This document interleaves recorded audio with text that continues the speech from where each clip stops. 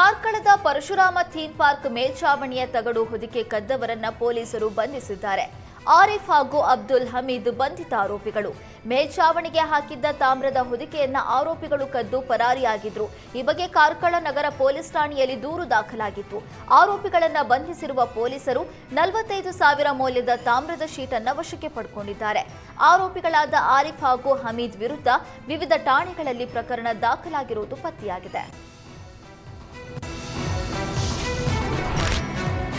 Parashurama theme ಪಾರ್ಕ್ನ ತಗಡು sheet ಕದ್ದವರನ್ನ ಪೊಲೀಸರು ಬಂಧಿಸಿದ್ದು, ಈ ಸಂಬಂಧ ಕಾರ್ಕಳ ಶಾಸಕ ಸುನಿಲ್ ಕುಮಾರ್ ಟ್ವೀಟ್ ಮಾಡಿದ್ದಾರೆ.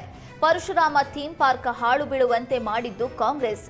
ಥೀಮ್ ಪಾರ್ಕ್ ಮೇಲ್ಛಾವಣಿ ಕದ್ದವರು ಕಾಂಗ್ರೆಸ್ ಬ್ರದರ್ಸ್ ಅಂತ ಸುನಿಲ್ ಕುಮಾರ್ ಆಕ್ರೋಶ ಹೊರಹಾಕಿದ್ದಾರೆ.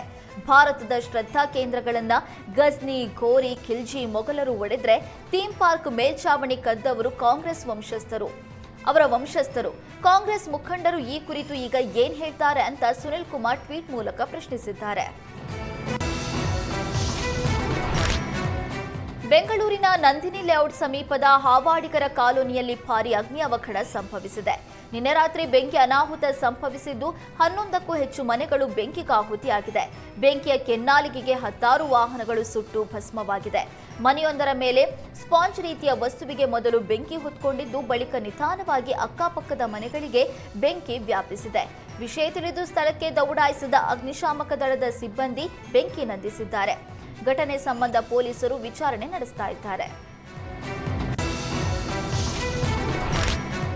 ಬೆಂಗಳೂರಿನ ನಂದಿನಿ ಲೇಔಟ್ ಭಾರೀ ಅಗ್ನಿ ಅವಘಡಕ್ಕೆ ಕಾರಣವಾಗಿದ್ದು, ಘಟನಾ ಸ್ಥಳಕ್ಕೆ ಸ್ಥಳೀಯ ಶಾಸಕ ಮುನಿರತ್ನ ಭೇಟಿ ನೀಡಿದ್ರು. ಘಟನಾ ಸ್ಥಳ ಪರಿಶೀಲಿಸಿ ನೊಂದವರಿಗೆ ಸಾಂತ್ವನ ಹೇಳಿದ್ರು. ಬಳಿಕ ಮಾತನಾಡಿದ ಮುನಿರತ್ನ, ಇದು ಆಕಸ್ಮಿಕವಾಗಿ ಆಯ್ತಾ ಅಥವಾ ಉದ್ದೇಶಪೂರ್ವಕವಾಗಿ ಆಯ್ತಾ ಅಂತ ಪೊಲೀಸರು ತನಿಖೆ ನಡೆಸಬೇಕು ಅಂತ ಆಗ್ರಹಿಸಿದ್ರು. ಬೆಂಕಿಯಿಂದ ಹಾನಿಯಾದ ಮನೆ ರಿಪೇರಿ ಮಾಡಿಸಿಕೊಡೋದಾಗಿ ಭರವಸೆ ನೀಡಿದ್ರು. ಮುನಿರತ್ನ ಬಳಿಕ ಸ್ಥಳಕ್ಕೆ ಬಂದ ಕಾಂಗ್ರೆಸ್ ನಾಯಕಿ ಕುಸುಮಾ, ಹನುಮಂತರಾಯಪ್ಪ ಸಂತ್ರಸ್ತರಿಗೆ ಸಾಂತ್ವನ ಹೇಳಿ ತಲಾ 15,000 ಹಣ ಸಹಾಯ ನೀಡಿದ್ರು. ಟ್ಯಾಕ್ಸ್ ಕಟ್ಟದೆ ಸಂಚರಿಸ್ತಾ ಇರುವ ಹೊರ ರಾಜ್ಯದ ವಾಹನಗಳ ಮಾಲೀಕರಿಗೆ ಅಧಿಕಾರಿಗಳು ಬಿಸಿ ಮುಟ್ಟಿಸಿದ್ದಾರೆ.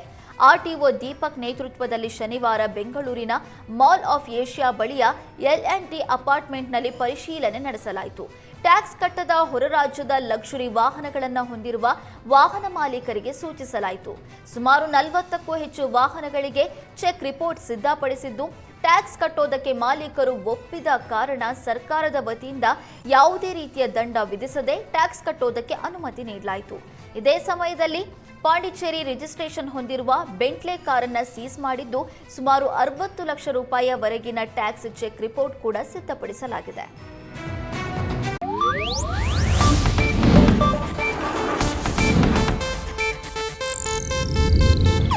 ಇದು ಏಷ್ಯಾನೆಟ್ ನ್ಯೂಸ್ ನೆಟ್ವರ್ಕ್ ಪ್ರಸ್ತುತಿ.